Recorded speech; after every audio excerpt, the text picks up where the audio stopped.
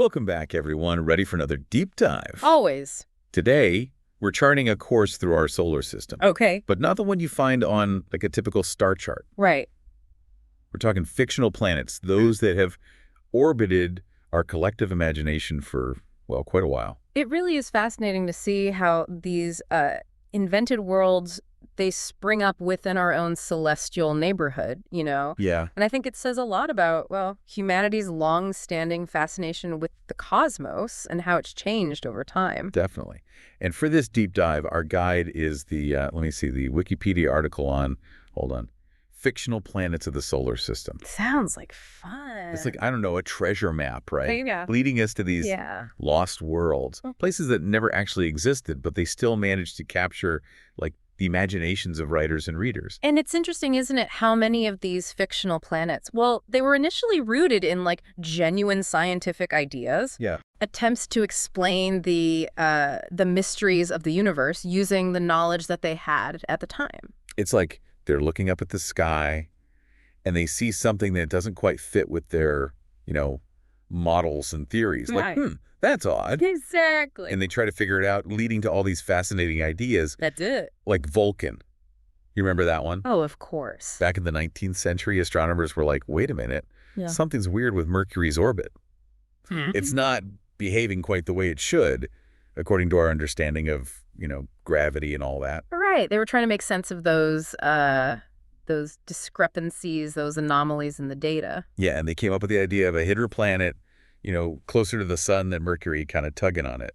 A gravitational dance, so to speak. Messing with Mercury's path. Makes sense, doesn't it? When we encounter something we don't understand, we try Let's find an explanation. Yeah. Yes.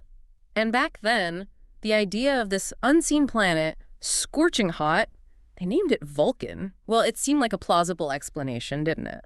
The name itself, Vulcan, really, captures the imagination, right? Definitely. It just sounds so, I don't know, powerful. Yeah. Fiery, volatile, hidden in the glare of the sun. It's a powerful image. No wonder science fiction writers jumped on that. They ran with it, absolutely. But then, well, Einstein. Oh, yes. He kind of changed everything, didn't he? He did. General relativity, it gave us a completely different understanding of... Yeah, gravity. Yes, and it explained those orbital quirks of Mercury in a way that didn't require another planet. So, poof, no more Vulcan, at least scientifically. Right. But that didn't stop it from popping up in stories, right? No, it didn't. Like, once an idea, especially one that captures the imagination, yes, it takes root.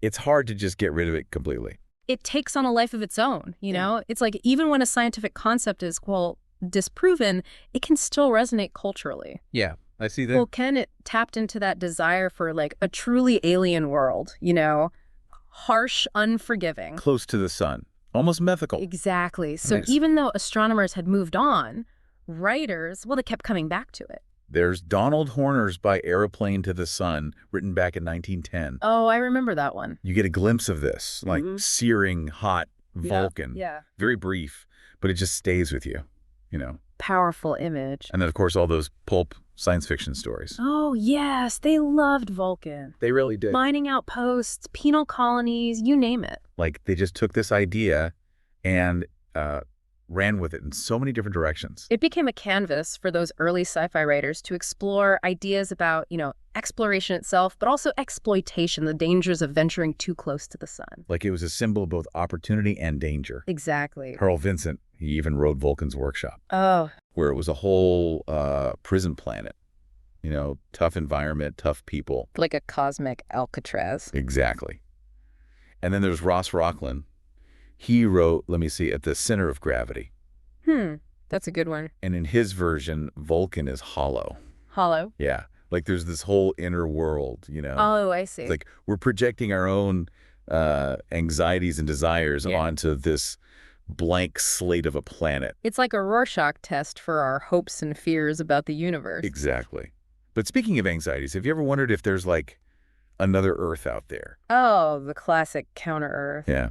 A twin planet sharing our orbit, but, all is hidden on the other side of the sun. It's a concept that's been around for a long time. Really? I thought it was a more, modern sci-fi idea. Well, the ancient Greeks, they were thinking about this too. Oh, right. Philolaus, the philosopher, he proposed this idea way back, in the 5th century BC. No way. Yeah, of course, their understanding of the universe was, well, a little different than ours. Yeah, they didn't have the whole, sun at the center thing figured out yet. Right, but still, the idea of this hidden twin, a counter-Earth, it's pretty mind-blowing, isn't it? It really is, like a cosmic mirror reflecting back at us.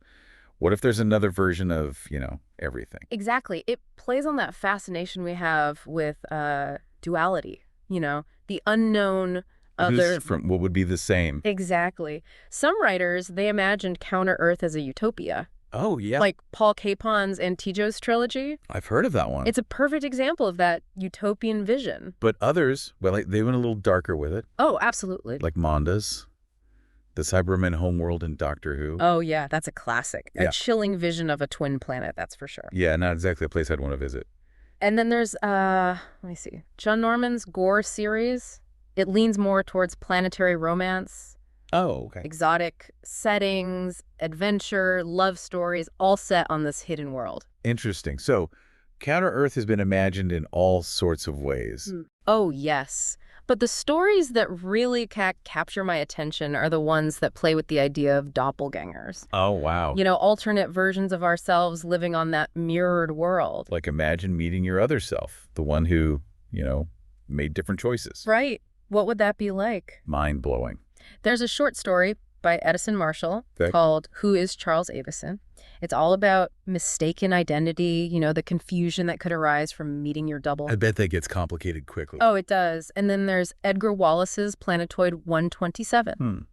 Haven't read that one. In that story, events on both planets, they mirror each other. What? How does that even work? Well, it gets a little into time travel, but basically events on one Earth can be used to predict what's going to happen on the other. That is wild. It's like seeing into an alternate timeline of your own life. Okay, that's going on my reading list. You should. And let's not forget the more recent film, Another Earth. Oh, yeah, I've heard of that one. It brought this concept of counter-Earth, well, into modern science fiction, exploring the emotional and philosophical implications. Like, what would it mean for humanity to know there's another version of us out there? Exactly. It's a question that continues to fascinate us. It's like Counter-Earth taps into this fear of the unknown, but also this sense of wonder. Yes. Like, what if there's another reality, maybe one where things turned out differently? Okay, my brain is officially hurting now. Let's shift gears a bit, shall we? Sure, where to next? Let's talk about something a little more tangible. The asteroid belt. The asteroid belt. Yeah. It's this giant ring of rocky debris, orbiting the sun between Mars and Jupiter. Right. And for a long time, people actually thought it was the remnants of a destroyed planet. That's a fascinating idea, isn't it? Totally. Imagine a whole planet just shattered into pieces. The cosmic graveyard. Yeah. What could have caused something like that? Well, there's this mathematical formula, the Titius-Bode law. It predicted a planet, between Mars and Jupiter. Right where the asteroid belt is. Exactly. So some people, they believed that a planet, they called it Phaeton. It did exist there, but it was destroyed. So Bodia, the name you often see in science fiction. Yes, Bodia. That's how this hypothetical lost world became known, named after Johann Elert Bode, one of the astronomers who popularized the Titius-Bode law. It's like this idea took root in both the scientific and the fictional realms. That's right. And then in those early pulp sci-fi stories, they really ran with it. They did. They often imagined Bodia as a world like Earth, with oceans and continents. Some even thought it was the origin of humanity. Right. It's like a lost cradle of civilization, destroyed in some cataclysmic event. It's a pretty powerful idea, isn't it? Like, what if it was shattered into a million pieces? A reminder of the fragility of, well, everything. Makes you think. It does. And the stories about Bodia's destruction, well, they're almost as captivating as the planet itself, right? Like Interplanetary War. That's a popular one. Yeah. Harl Vincent's Before the Asteroids explores that idea. Right. Or sometimes they imagined it as an internal disaster, like in John Francis Callan's The Sages of Eros. So many different possibilities. It was a blank slate for writers to explore all sorts of, catastrophic scenarios. But then came 1945, and the world changed. The atomic bomb. Yeah, a whole new era began, the nuclear age. And with it, the stories about Bodia, they took on a whole new layer of meaning. Absolutely. With the threat of nuclear war, well, it was suddenly very real. And Bodhi's destruction, it became a cautionary tale, a warning about the dangers of our own technology. Like a cosmic mirror reflecting our deepest fears. Exactly. And some of the most iconic science fiction stories, they use Bodhi's destruction to highlight this, the potential consequences of our actions. Robert Heinlein's Space Cadet, Ray Bradbury's Asleep in Armageddon. Right. James Blish's The Frozen Year, they all tap into that fear.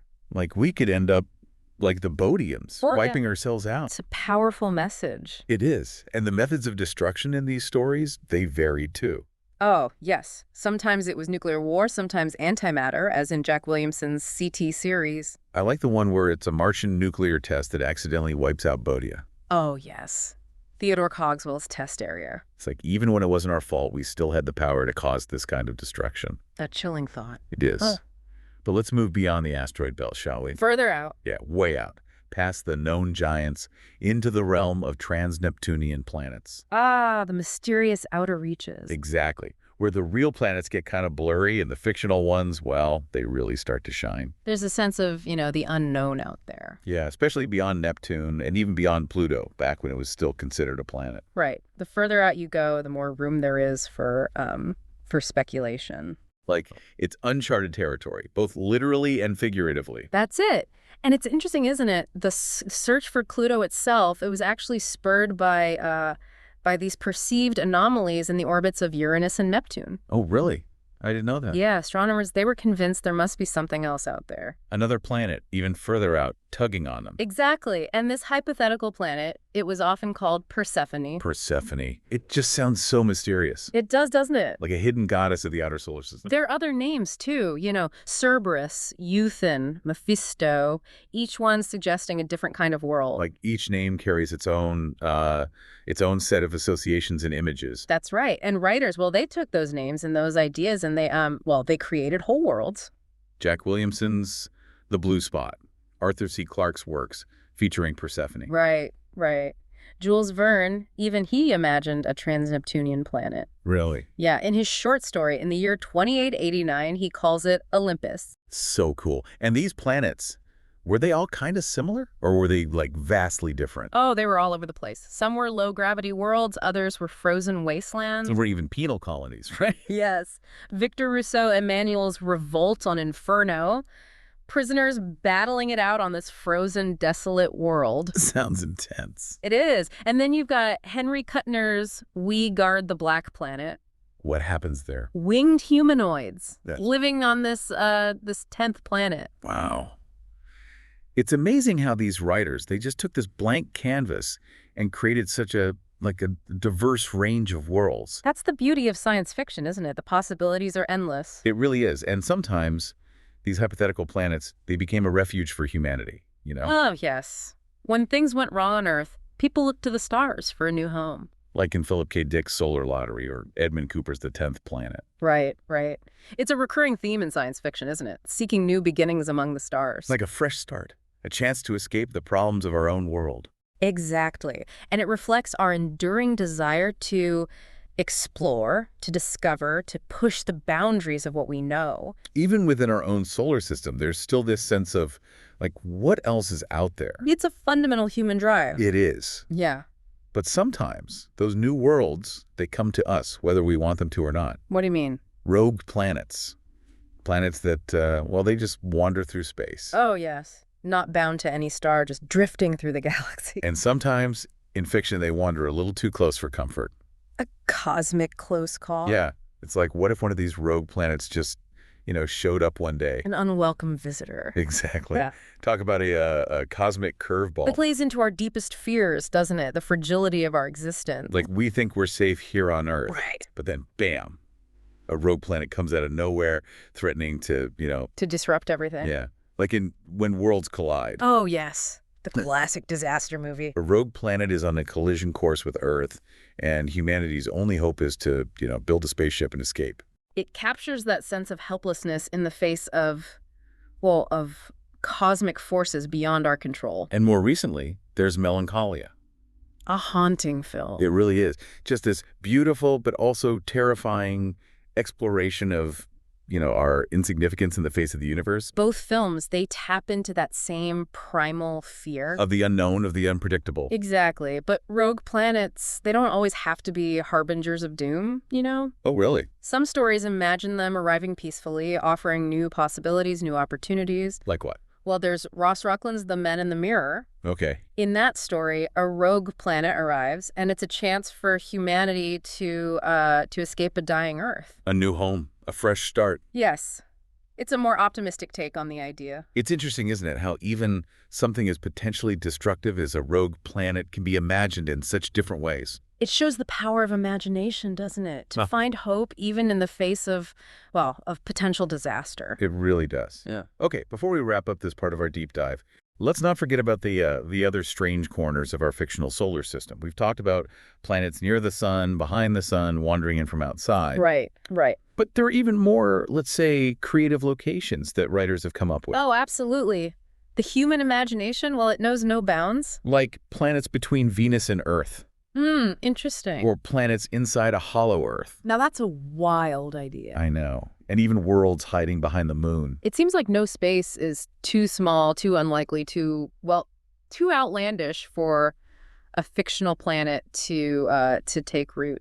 It's like we can't resist filling in every nook and cranny of the solar system with something fantastic. It's a testament to our curiosity, isn't it? Our desire to explore every corner of the universe, even the ones that only exist in our imagination. And let's not forget fictional moons, right? Oh, yes. They're not as prevalent as fictional planets. Right. But there was a time when stories about these extra moons, well, they were quite popular. Imagine looking up at night and seeing not one, but two, maybe even three moons. It's a captivating image. It is. But these stories, they often had to come up with clever explanations for why we hadn't noticed these extra moons before, you know? It highlights the evolving relationship between science and fiction, doesn't it? Yeah. As we make new discoveries, as our understanding of the universe changes, well, the stories we tell have to adapt as well.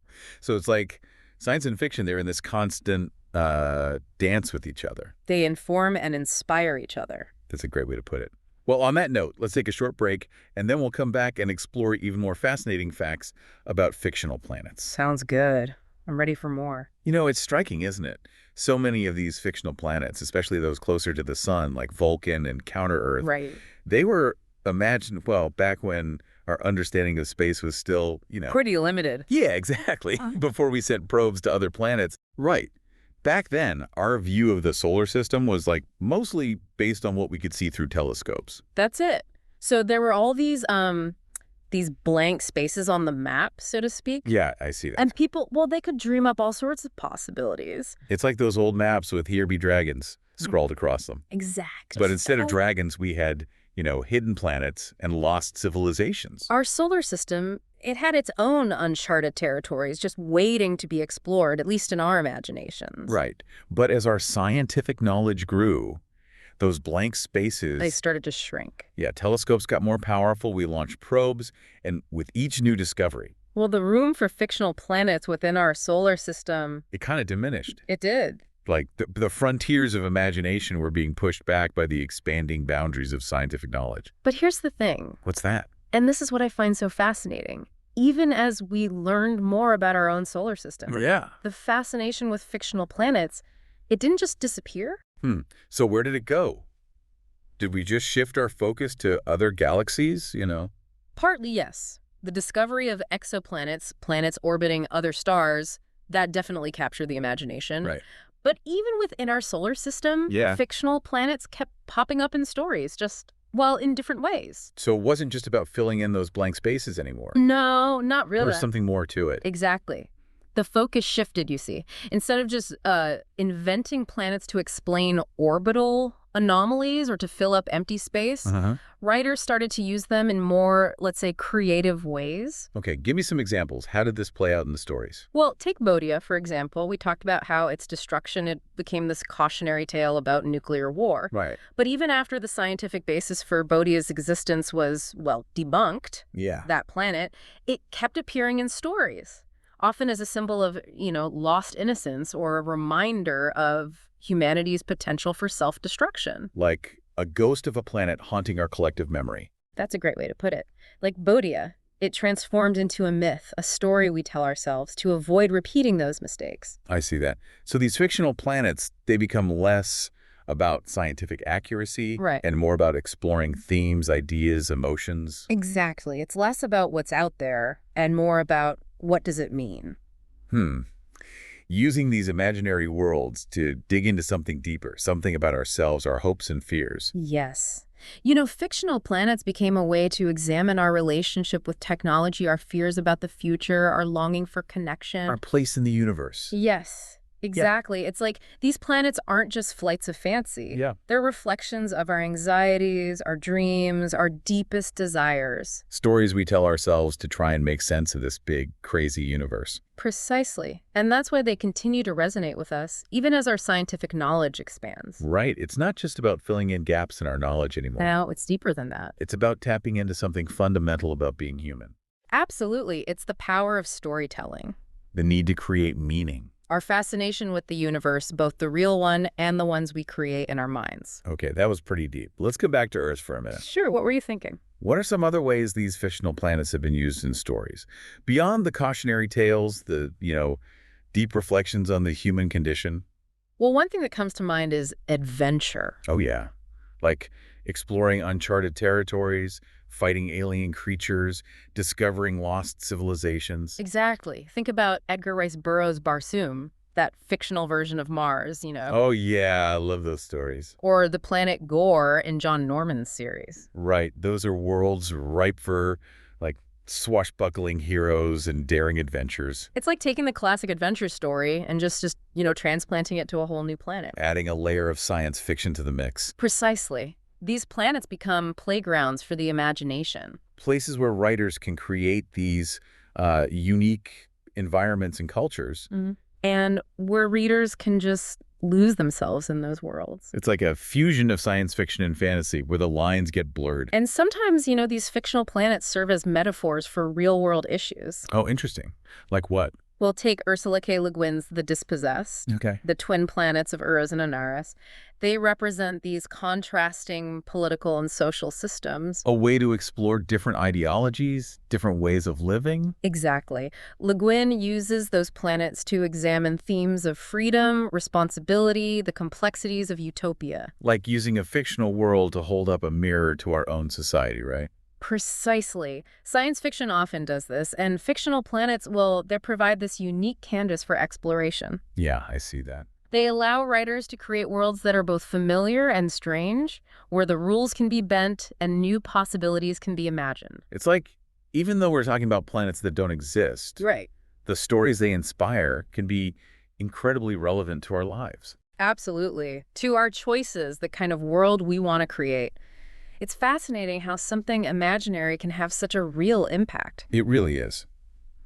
Okay, I think my brain is ready for another dose of cosmic weirdness. What other secrets are hiding in these fictional planets?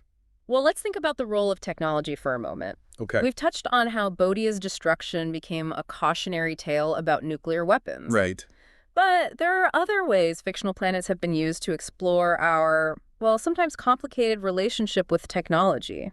Like what? Well, think about those stories where you've got, advanced civilizations living on these fictional planets. Yeah. Sometimes their technology, it's presented as something, well, almost magical. Right, like those classic sci-fi stories with benevolent aliens who have spaceships that can travel faster than light and gadgets that can do amazing things. Exactly. And it makes you think, wow, what could we achieve if we keep pushing the boundaries of science? Yeah, it's inspiring to think about those possibilities. But then you have other stories where the technology of these advanced civilizations... It's not so benevolent. Not so benevolent. No, it's presented as a threat, something that could, well, corrupt us or even destroy us. Oh yeah, like in those alien invasion movies where their technology is so advanced, it's almost like magic, but definitely not the good kind.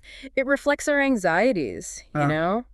The speed of technological change, the potential for things to go wrong, that fear of losing control over the forces we unleash. It's like we're both fascinated and terrified by technology at the same time. It's a powerful duality. Excited about what it can do, but also worried about, what it might do to us. To our humanity, to the planet. And those fears, they're often amplified when we see them play out in our own solar system, Oh, absolutely. It's one thing to imagine, advanced civilizations in far-off galaxies. Right. But when we encounter them right next door, so to speak, it feels a lot more real, a lot more threatening. It's like that uncanny valley effect, but for entire planets. That's a great way to put it. The more familiar the setting, The more unsettling the encounter. and the more we're forced to confront our own relationship with technology and the choices we're making. Exactly. And that's what makes science fiction so compelling. Yeah. It allows us to explore those anxieties in a safe way, Right. kind of work through our hopes and fears about the future.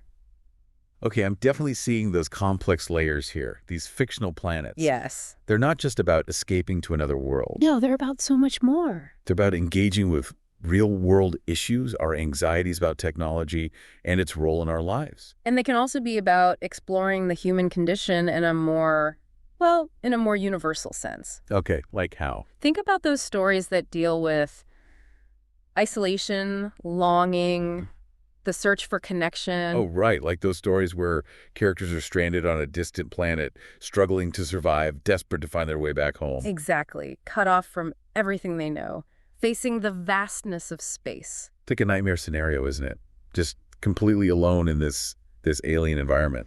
It taps into a very primal fear, the fear of being alone, of being lost and forgotten. And that fear, it's magnified when the setting is a fictional planet, a place that's literally cut off from civilization. It's like being adrift in a cosmic ocean with no land in sight. And in those moments of vulnerability, Yes. we see the best and worst of humanity. The characters have to rely on their ingenuity, their resilience, their compassion to survive. Make tough choices. Yeah. Face their fears. Adapt to a hostile world. It's the ultimate test of character. Set against this backdrop of a totally alien world. And those worlds, they often feel more real than our own because they tap into such deep, universal emotions. Right. The fear of the unknown, the longing for connection, the fight for survival. Themes that resonate with everyone, no matter who they are or where they come from. And that's the power of storytelling, right? Absolutely. It can take us to these other worlds, make us feel things we never expected, challenge us to see ourselves and the universe in new ways. Fictional planets, they provide this perfect canvas for those kinds of stories. Right. Allowing us to explore the human condition, ask big questions about life, death, our place in the cosmos. Exactly. Okay. My head's spinning a bit, but in a good way. Good. Before we go too far down the philosophical rabbit hole, what are some specific examples of fictional planets exploring these themes? Isolation, longing, connection. Well, one of the most famous examples has got to be Solaris. Oh, Solaris from the book by Stanislaw Lem. That's the one. I remember reading that feeling like, whoa, my brain just melted. It's a mind-bending story, that's for sure. It really is. For those who haven't read it, can you give us a quick rundown? So Solaris, it's a planet, but it has this sentient ocean. And this ocean, it can manifest the thoughts and memories of the people who visit it. So, like, if you're thinking about your deepest fear or your greatest regret, this ocean can just, make it real. Exactly. And the characters in the story, they're forced to confront these manifestations, to deal with their own pasts, their own sense of self. Wow, that sounds intense. It is. It's a deeply psychological story. Exploring themes of grief, guilt, the nature of consciousness. And then you've got this setting, this alien planet with this mysterious, almost unknowable ocean. Adds this whole other layer of strangeness to the story. It's like the planet itself is a character, a force that's both challenging and shaping the humans who interact with it. Okay, I can definitely see how Solaris is a perfect example of using a fictional planet to explore these themes: isolation, longing, connection. They're literally isolated on this alien world, Right. and they're forced to confront their deepest fears, their most hidden desires. And through that process, You have to reevaluate what it means to be human. right, to connect with others, to find meaning in a universe that often feels vast and indifferent. Solaris, it's like a mirror reflecting back our own humanity. Okay, I'm really feeling the weight of those themes now. Good. But let's zoom out a bit, look at the bigger picture of fictional planets. Sure, what were you thinking? We started talking about how they can be used to explore these deep psychological themes. Okay. But I'm curious about how they, even though they're not real, Yes. how they can actually help us appreciate the real universe even more. Ah, an interesting paradox, isn't it? It kind of is. I mean, wouldn't fictional planets make the real universe seem, I don't know, less exciting by comparison? It might seem that way, but it's actually the opposite. Really? By imagining all these incredible worlds, these strange creatures, these mind-bending possibilities, Yeah. we actually increase our sense of wonder at the real universe. I never thought of it that way. It's like a contrast effect, Explain that.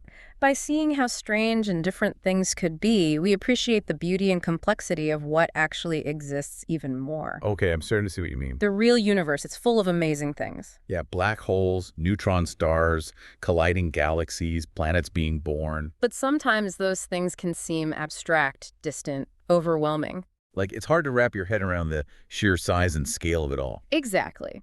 But fictional planets, with their familiar settings and relatable characters, Right. they can help bridge that gap. Make the abstract more concrete. The distant, more immediate. The overwhelming more manageable. Precisely.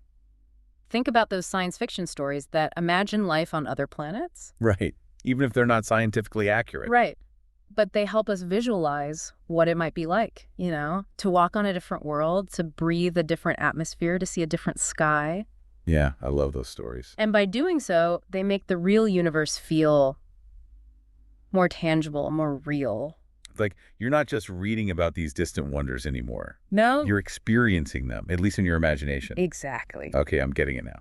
It's like those fantasy stories with dragons and unicorns. Yes. They don't make real animals any less fascinating. They might even make us appreciate them more. Exactly.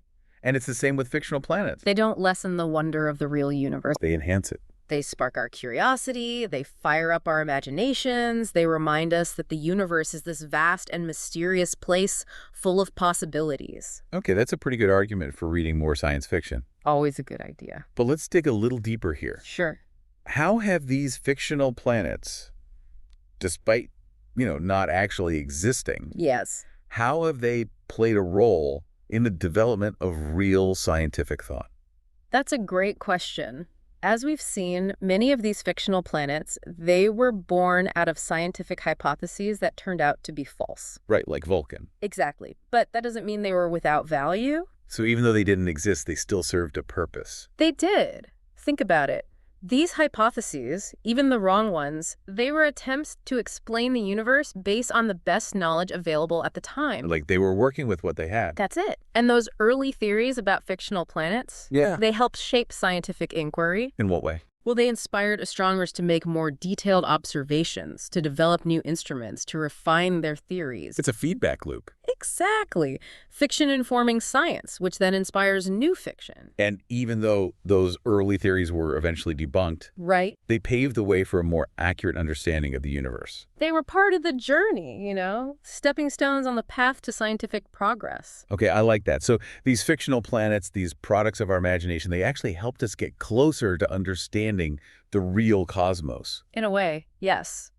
That's amazing. And it's still happening today, right? Yeah. Like with the search for Planet 9. Exactly. That search is driven by that same curiosity, that same desire to uncover the unknown that inspired those early fictional planets centuries ago. It's like the spirit of exploration is a constant thread throughout human history. It is.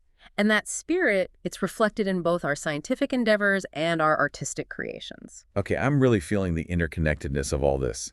Science and fiction, reality and imagination.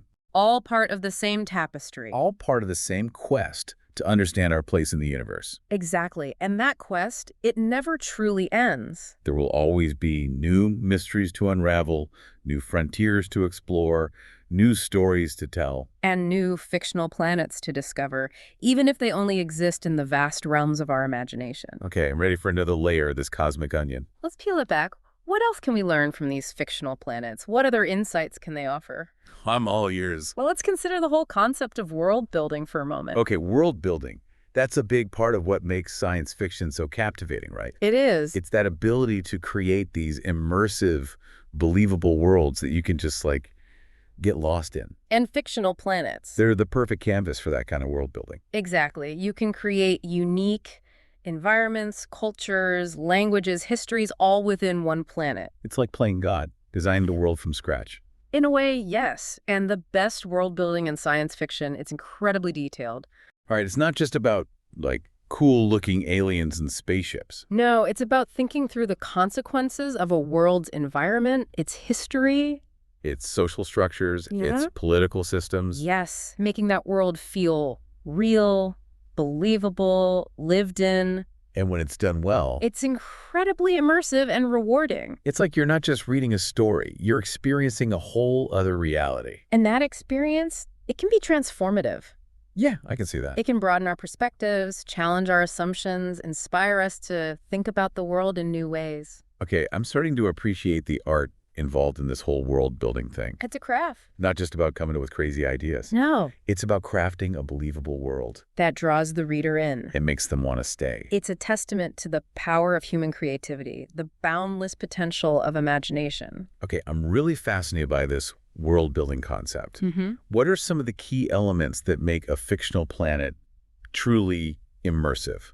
What makes it work? Well, one of the most important things is a sense of history. Yes. Every planet, even a fictional one, has a past. Right. And that past shapes the present in countless ways. Okay, I'm starting to see what you mean. It's like the layers of rock and sediment on Earth. They tell the story of our planet's evolution. Exactly. A fictional planet's history. It shapes its geography, its climate. Its culture, its political systems. So you're not just creating a cool-looking world, you're thinking about how that world came to be. Right. What forces shaped its development? What events led to its current state? A well-crafted history, it can add so much depth and complexity to a fictional planet. Right. It creates a sense of place, a feeling that this world has, existed for a long time, that it has a story to tell. Exactly. It makes the world feel more alive, more believable. More real. Yes. Okay, I'm seeing the importance of history. What else is crucial for world building? Well, another key element is culture. Culture. Okay. Every planet, even a fictional one, it's going to have its own unique cultures, languages, customs. And those cultures, they're shaped by the planet's history, its environment, its interactions with other worlds. It's like on Earth, right? Different cultures developed based on things like geography, climate, available resources. Precisely. And a fictional planet's cultures, they should be just as distinct, just as believable. Yeah, I see that. They should reflect the world they inhabit, the challenges they face, the values they hold. So it's not just about making up cool-sounding names for alien races and their customs. No, it's deeper than that. It's about thinking through how those cultures evolved, what beliefs and practices they developed, how they interact with each other. And how they interact with the world around them. Right. And if you do it well, if you really think it through, It adds so much richness to the world. yeah, it makes it feel more alive, more diverse, more interesting to explore. It's like you're not just visiting a planet, you're immersing yourself in a different way of life, a different perspective on the universe. And that can be really eye-opening, can't it? Absolutely. It allows us to step outside our own cultural bubble and consider different ways of seeing the world, different ways of being. Okay, I'm starting to appreciate the importance of culture when you're creating a truly immersive fictional planet. Yeah. What else is essential? Well, let's not forget about ecology. Ecology, okay. Every planet, even a fictional one, is a living ecosystem. Right. And that ecosystem, it should be just as carefully crafted as any other aspect of the world building. Like you have to think about the plants, the animals, how they interact, how they've adapted to their environment. Exactly. You want the ecology to feel balanced, believable. So it's not just about creating cool-looking alien creatures. No. It's about thinking about their place in the food chain, their relationships with other species, their impact on the environment. A well-crafted ecology. Yeah. It adds so much realism and depth to a fictional planet.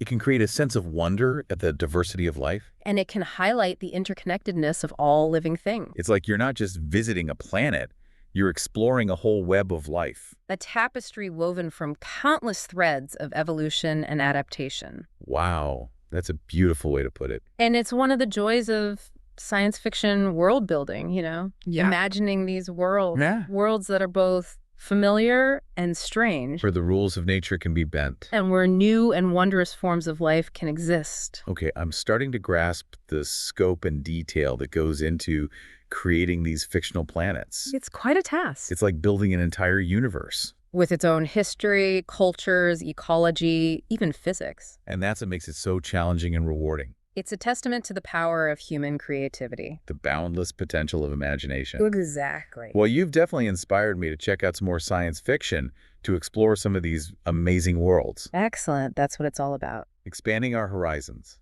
sparking our curiosity. Reminding ourselves of the limitless possibilities of the human imagination. Okay, I'm ready for another layer of this cosmic onion. All right, let's peel it back. What else can we learn from these fictional planets? What other truths are hiding in plain sight? Well, let's think about politics for a moment. Politics. We've talked about how fictional planets can reflect our anxieties, our aspirations, Right. but they can also be used to explore different political systems, different ideologies. So it's not just about escaping into fantasy worlds. Yeah. It's also about using those worlds to examine different ways of governing, different power structures. Different visions of society. And that can be really insightful, can it? It can. It allows us to step outside our own political bubble and consider alternatives. Okay, I'm intrigued. Give me an example. Well, a classic example would be Arrakis, the desert planet from Frank Herbert's Dune. Oh, Dune, that's a classic. It is. And the political landscape of Arrakis... It's complex. Incredibly complex. You've got these powerful, noble houses vying for control of the spice trade. The spice must flow. Exactly. And then you've got the religious orders. They have their own agendas. And the freemen, the native people of Arrakis, struggling to survive in this harsh desert environment. Like a giant game of chess, with all these different players making their moves. A very high-stakes game. And Herbert uses this complex political landscape to explore themes of power, ecology, religion, the nature of civilization itself. It's like a microcosm of our own world. But with giant sandworms and psychic powers thrown into the mix. Exactly. And that setting, it allows Herbert to examine those themes in a fresh and thought-provoking way. Okay, I'm starting to see how fictional planets can be used as a tool for political commentary, a way to explore different ideologies, different systems of government. And to examine the consequences of those systems. It's like holding up a mirror to our own society. But with the added layer of a fantastical setting, a way to see things from a new perspective. And that can be really powerful, can't it? It can. It can encourage people to think critically about the world around them. To question their assumptions, to consider alternatives. To imagine different possibilities. Okay, I'm really appreciating the depth and complexity of these fictional planets. They're more than just escapist fantasies. They're reflections of our own hopes and fears, our anxieties and aspirations. They're tools for exploring the big questions about life, the universe, and everything. And they're a testament to the boundless creativity of the human imagination. Couldn't have said it better myself. Well, on that note, I think we've explored enough fictional planets for one day. Our journey's not over yet.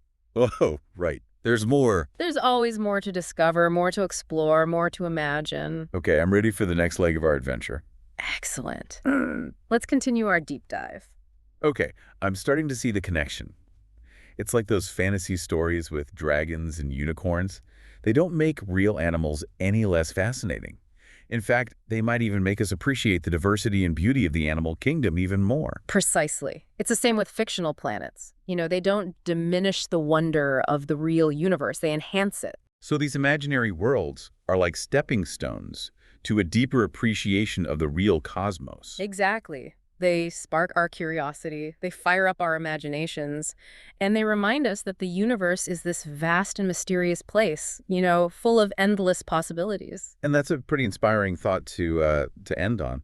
Yeah. So what does this all mean? Why should we care about these fictional planets, these worlds that never existed, but somehow captured our imaginations for, well, centuries? I think they offer us a window into ourselves, Okay. into our history, our anxieties, our aspirations. The creativity. Exactly. They remind us that the universe is this vast and mysterious place, and our understanding of it is constantly evolving. Yeah, we're always learning, always discovering new things. That's right. And these fictional planets, they show us the power of storytelling, the human needs to create meaning, to find our place in the universe. They challenge us to think critically about the world around us, to question our assumptions, to imagine new possibilities. To keep searching, to keep exploring. And maybe, just maybe, they might even inspire us to, to look a little closer at the real cosmos. Right. And never stop wondering what might be out there. You know, it's interesting.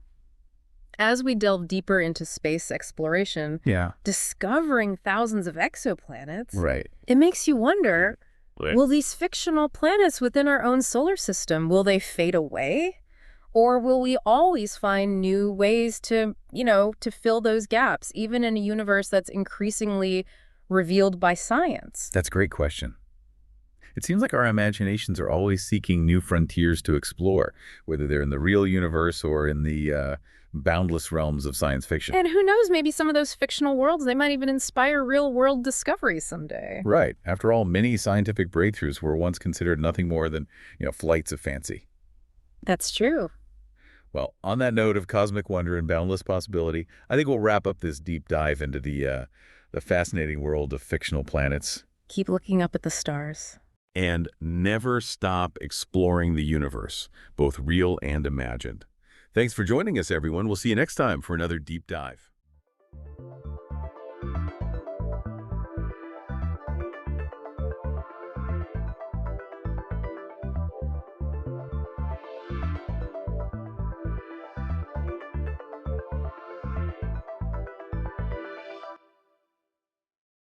All right, picture this. A world totally dominated by creatures with more legs than we can count, all decked out in armor, outnumbering us humans by, well, let's just say, whole ALRT. Now that sounds like something straight out of a sci-fi movie. Right, but it's not fiction at all. Today we are diving headfirst into the incredible world of arthropods. You sent over some fascinating research on these guys. The Wikipedia article you shared was a great overview. Get this, over 80% of all known animal species belong to this one category. It's mind-boggling. For every one of us walking around, there are dozens of these critters just, well, doing their thing, scuttling, buzzing, crawling, everywhere. It really puts our place in the animal kingdom into perspective, doesn't it? And you're right, their diversity is truly astounding. We're talking millions of species, each one uniquely equipped to thrive in almost every environment imaginable. It's incredible. So for someone like me, who's just starting to learn about arthropods, what defines them? What are the key characteristics that make them stand out?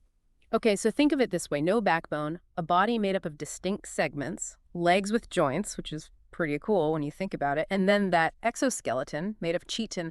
It's really that exoskeleton that truly sets them apart in the animal kingdom. Right, like that tough outer shell you always see on insects and crabs, like a suit of armor built in. Yeah. But speaking of the exoskeleton, the Wikipedia article mentioned molting, which honestly doesn't sound very fun. What exactly is that? Is it like they're upgrading to a newer model of armor? You could put it that way. But imagine having to shed your entire skeleton, leaving you super vulnerable until the new one hardens. I can't even imagine. It's a risky process. In fact, it's estimated that nearly 9 out of 10 arthropods die during molting. They're basically sitting ducks, unable to defend themselves properly, easy prey. It's a high-stakes makeover, that's for sure. Wow, so it's not just a fashion statement, it's a matter of life or death. Absolutely. But speaking of what's underneath that armor, their internal systems are just as fascinating and very different from ours. Right, the Wikipedia page mentioned an open circulatory system, which, and I'll admit, I'm no scientist here, but that doesn't sound anything like what we humans have. You're right, it's completely different. It means they don't have blood pumping through veins like we do. Instead, they have this fluid called hemolymph that essentially bathes their organs directly. So it's less like a structured network of highways and more like everything's just floating around in there. In a way, yes. And it works for them, but this type of system also means they can't grow as large as some vertebrates, and their oxygen delivery isn't as efficient. That makes sense. Now, the Wikipedia article also touched on their nervous system being ladder-like. Does that structure have any impact on how they experience the world around them? Absolutely. Their senses are intricately connected to that exoskeleton and their unique nervous system. We'll get into the specifics later on, but just imagine relying on touch, chemical signals, even humidity to navigate your world. It's a completely different way of experiencing the world, that's for sure. I bet. Yeah. So what kind of crazy senses are we talking about here? Can you give me an example? Okay, well, think about humidity, right? We might feel it as humans, but arthropods, they actually use it to, find mates, or avoid drying out. It's essential information for their survival. And because their bodies are encased in that tough exoskeleton, they've evolved all these specialized receptors to pick up on those subtle cues. It's fascinating. It's like they're wearing their senses on the outside. And speaking of senses, the Wikipedia article really dove into those compound eyes you see on insects.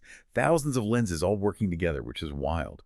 So what's the advantage of having so many eyes instead of just 2 like us? It all boils down to processing power and having a wider field of view. Each lens, or ommatidium, acts as a tiny independent eye, basically.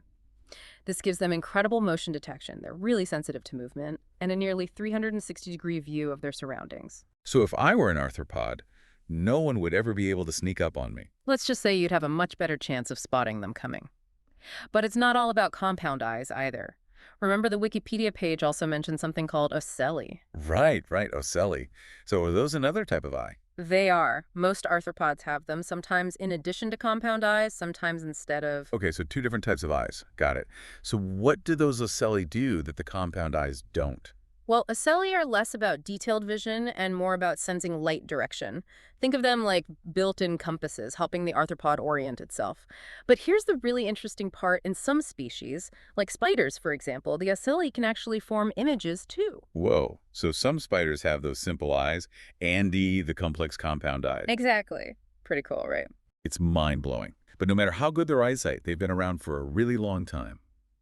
The Wikipedia article traced their evolution back to the Cambrian period. So what was happening back then that made it the perfect time for arthropods to, well, take over? Well, picture this, the Cambrian explosion. It was this incredible period where life on Earth just, well, exploded, like evolution hit the fast forward button or something. And suddenly you had all these new and bizarre creatures appearing, and among them were the ancestors of modern arthropods. So the Cambrian period was like one giant arthropod party. You could say that. It was a time of incredible experimentation and diversification. I love it. Now, the Wikipedia article did mention some debate among scientists about their ancestry. Did arthropods all evolve from one common ancestor or many? It's a question that's puzzled scientists for a long time. But the latest research, based on genetics and the fossil record, seems to point towards a single common ancestor for all arthropods. Wow, so that would mean everything, from that tiny ant in my kitchen to like that massive lobster I had for dinner last week, are all part of one big, incredibly diverse family. That's right. That family reunion would be one for the books. Speaking of ancient history, the Wikipedia article also highlighted trilobites, which sadly are extinct now. What were those creatures like? Well, imagine a creature that kind of resembled a horseshoe crab, but with a segmented shell, and they just hung out on the ocean floor. During their time, they were incredibly abundant and diverse and played a really crucial role in those ancient ecosystems. And a good reminder that even the most successful groups can face extinction. Which I guess brings us to the big question, how do arthropods impact us today?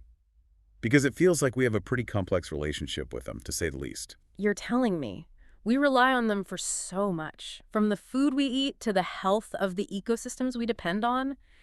Yet at the same time, they can be a nuisance, spreading diseases, competing with us for resources. It's complicated. It really is. Like, I was amazed reading that 2008 study that was cited in the Wikipedia article.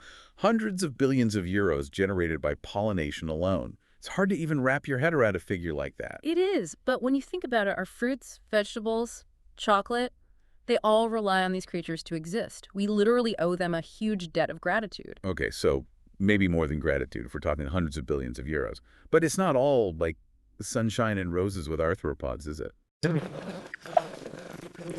Where crops can also carry diseases. And let's not forget those agricultural pests that can wipe out entire harvests. Yeah, it's like we're constantly trying to walk this tightrope between appreciating all the good they do and then, managing the downsides. And the Wikipedia article mentioned pesticide resistance, which sounds like a losing battle a lot of the time. Yeah, it's a constant challenge for sure. As we develop new methods to try to control these pest species, they're evolving right alongside us, adapting, becoming resistant to whatever we throw at them. It really highlights the need for more sustainable solutions, things like integrated pest management, where the focus is on minimizing those negative impacts on the environment and on us. So finding ways to work with nature instead of against it. Now, speaking of those unexpected ways we rely on arthropods, the Wikipedia article mentioned forensic entomology. That's where they use insects to help solve crimes, right? That's right. Sounds like something you'd see on a TV show. It does, but it's a real thing. By studying the insects that are present on a body, forensic entomologists can figure out some pretty important details for a case. Like what? Like the time of death, whether the body was moved, even if the deceased had drugs in their system. Whoa. It's amazing how these creatures that we, let's be honest, often swat away or try to avoid can teach us so much. I know. It just goes to show you arthropods, as strange as they might seem sometimes, are really woven into like the very fabric of life on Earth. And that interconnectedness brings up a pretty crucial question as we look ahead. With all the environmental changes happening right now, climate change, habitat loss, what does that mean for the future of arthropods? That is the million-dollar question, isn't it? It is. I mean, they've survived for hundreds of millions of years through multiple mass extinction events, but can they adapt to a world increasingly shaped by human activities? It's kind of worrying when you think about it like that. Yeah. Some species, no doubt, will adapt. They'll thrive. They might even benefit from these changes. But others, well, they might not be so lucky. It really highlights just how crucial things like research and conservation efforts are. And, just taking the time to appreciate these creatures for the important role that they play. Absolutely. It really is amazing when I think about it. Arthropods, these tiny creatures we often overlook or dismiss, have had this massive impact on our planet, on our lives. From the food we eat to the air we breathe, from ancient ecosystems to modern medicine, they really are incredible. I couldn't agree more. They're a testament to the power of adaptation and resilience, and honestly, just the beauty of diversity in the natural world. So, to our listeners out there, next time you see an arthropod, whether it's a spider spinning a web or a bee buzzing around a flower, even that ant carrying a crumb across your kitchen floor, just, take a second. Appreciate it. You might be surprised by what you discover. Until next time, keep on diving.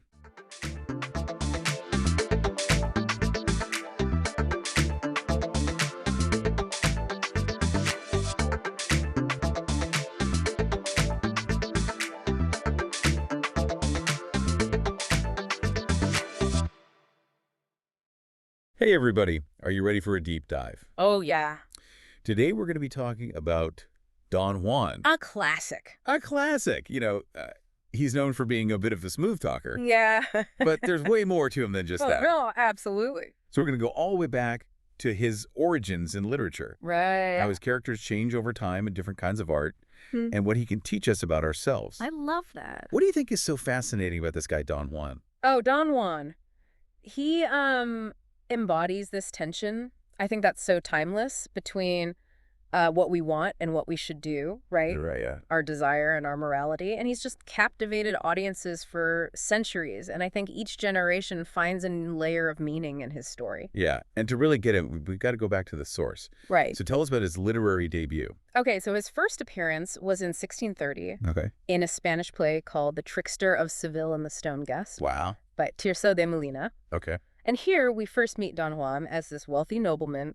Who's really the ultimate player. Wow. He's obsessed with seducing women, no matter what the cost. like a soap opera. Oh, absolutely full of drama. Yeah. So imagine this. Don Juan sets his sights on Doña Ana, Oh, the daughter of a powerful commander. that can't be good. It leads to this duel where Don Juan kills the commander, Doña Ana's father. Oh, no. Ugh.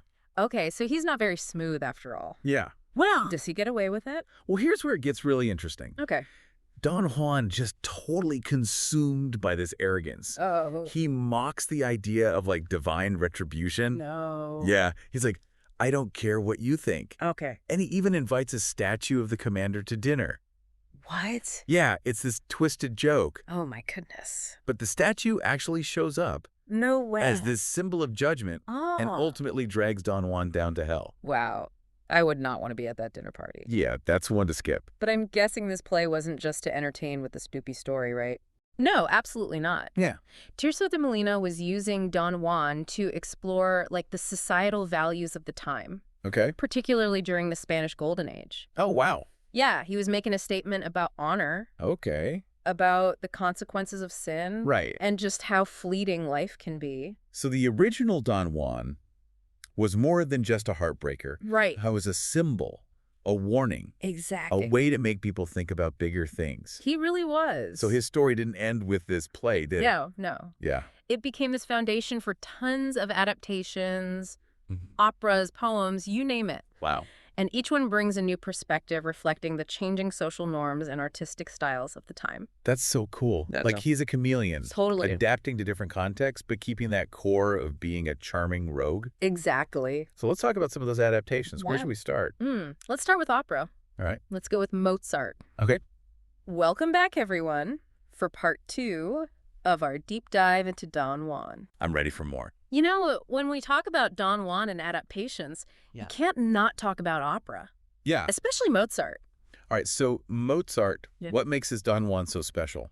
His opera, Don Giovanni, Okay. premiered in 1787, and it's considered a masterpiece. Why is that? I mean, Mozart and his librettist, Lorenzo da Ponte, they took this original play and infused it with just incredible music. Wow. That it just brings this whole other dimension to the story. Okay. You'll recognize the main plot points, the seductions, the duel, the stone guest.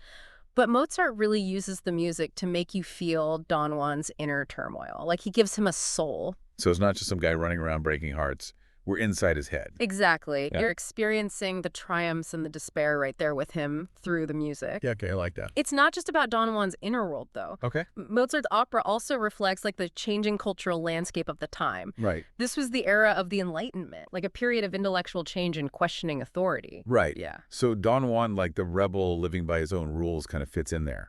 Absolutely. He becomes this symbol of wanting individual freedom, even if it leads to his downfall. Interesting. Okay. And that theme of rebellion, it comes through in Lord Byron's Don Juan, too. Totally. Although in a very different way. Okay. How so? Okay, so Byron's version, written in the early 1800s, is a satirical epic poem. Wow. Full of humor and adventure. So less tragedy, more like a wild ride with a little commentary. Exactly. Byron's Don Juan is like if the original Don Juan went on a gap year. He's less obsessed with betting women and more about poking fun at society. Yeah. Okay. Yeah, it's still about rebellion, but with a wink and a nod. I love how this one character is interpreted in so many ways. I know, me too. Like, it's a Rorschach test for every generation. Totally. It shows what they value and are anxious about. Yeah, exactly. And as we move into like the 19th and 20th centuries, Don Juan continued to inspire artists and thinkers across all these disciplines. Wow. Yeah, you see him in paintings, sculptures, even philosophical debates about the meaning of life. I love that. It is pretty cool. He started in a play hundreds of years ago, and he's still impacting art today. I know. Why do you think that is? I think Don Juan just taps into something that's so universal. Yeah. The struggle between desire and morality. The allure of what's forbidden. The search for meaning when the world doesn't give you easy answers. Yeah, like we all have a bit of Don Juan in us, right? I think so. That part that wants to break the rules, experience everything. Right. Even if it means making some bad choices. Yeah, but then there's the other side that knows actions have consequences. Right, exactly. And Don Juan really forces us to confront that duality. He does. He's a mirror reflecting our desires and fears, our own search for meaning and purpose. I'm getting Strauss vibes just thinking about that. But did philosophers take Don Juan seriously? Like, was he a legitimate topic for them? Oh, yeah, absolutely. Philosophers like Søren Kierkegaard and Albert Camus, they saw Don Juan as someone who embodied key existential questions. Yeah, about freedom and choice and the absurdity of existence. So it wasn't just about the love affairs. No. It was deeper questions about what it means to be human. Exactly. Kierkegaard analyzed Mozart's Don Giovanni. And he saw Don Juan as representing what he called the aesthetic life. Driven by sensory pleasure, always seeking new experiences, but never finding lasting fulfillment. So he's like the ultimate Tinder swiper. Totally. Always swiping, but never satisfied. Exactly. And then there's Camus, writing during World War II. He saw Don Juan as what he called an absurd hero. An absurd hero? What's that? Right. So he argued that Don Juan's constant pursuit of love and new experiences, even though he knows it's all temporary, it's a way of rebelling against meaninglessness. So for Camus, Don Juan's heroic. In a way, yes. He chooses to embrace the present moment, the beauty and intensity of experience, even if it's fleeting. Yeah. Don Juan becomes a symbol of defiance. Yeah. A reminder that we can create our own meaning in a world that doesn't always make sense. We've gone from a play to existential philosophy. That's amazing. It is a pretty wild ride, right? I know we could talk about him for hours. I could. But we're running out of time. We are. So what should we focus on in our last part? Let's bring all these abstract ideas to life. With some real-world examples. All right. We'll look at Don Juan in visual art, like paintings and sculptures. I like it. And we'll delve a little deeper into those philosophical interpretations. Sounds good. Let's do it. All right, we are back for the final part of our Don Juan deep dive. Yes. I'm ready to see how this whole thing looks in art and philosophy. Me too. It's gonna be good. It feels like we've gone from a soap opera to a philosophy seminar so fast. That's a perfect way to put it, and we're gonna bring those ideas to life with art. Okay, I'm ready. Where should we start? Okay, let's go to France in the 1840s. All right. And picture this painting Okay. by Eugene Delacroix called The Death of Sardanapalus. Okay. It shows this king Sardanapalus knowing he's about to be defeated, and he decides to just destroy everything he owns, including his concubines. Whoa, that's dark. What does this have to do with Don Juan? Well, Delacroix saw a parallel between Sardanapalus and Don Juan, Okay. both driven by passion, living on the edge, almost inviting destruction. Right. The painting captures that energy, that beauty mixed with danger that surrounds Don Juan. So it's like a visual representation of him, even if he's not actually in it? Exactly. It's more about capturing his essence. Okay, I get it. What about music? Besides Mozart, did anyone else do Don Juan? Oh, yeah. In 1888, Richard Strauss composed a tone poem called Don Juan, Of course he did. based on Nicholas Linnau's version of the story. Right, where Don Juan's obsessed with finding the ideal woman. Exactly. He's on this quest for perfect love, but he's Yeah. always disappointed. Because real life never measures up. Right. And Strauss's music captures that so well. Yeah. That yearning, that restless pursuit. You can practically hear his heartbeat racing as he chases each new conquest and gets let down again. Wow, music is powerful. It is. Okay, so we talk paintings, music, now back to the philosophers who can help us understand Don Juan's deeper meaning. We got to talk about Søren Kierkegaard. Okay. He was obsessed with Don Juan. Yeah. Dedicated a whole section of his book, Either Or, to analyzing Don Giovanni. So he used this fictional character to explore real philosophy. Exactly. What ideas was he looking at? Kierkegaard was interested in how people approach life. Okay. He saw Don Juan as living the aesthetic life, all about pleasure, new experiences, but never real fulfillment. Okay.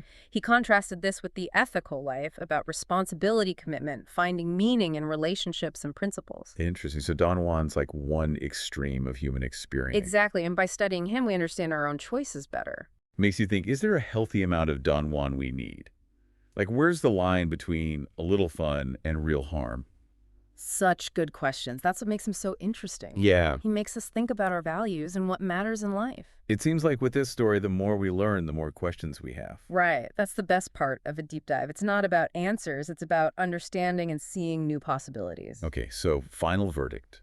Is Don Juan a villain, a hero, tragic? I don't think there is one answer. He's like a mirror showing our own messy selves, our desires, fears, our struggles with being good and finding meaning. Yeah, he's still relevant today, even though he's from so long ago. Exactly. Yeah. He reminds us that even old stories can make us think about who we are and how we live.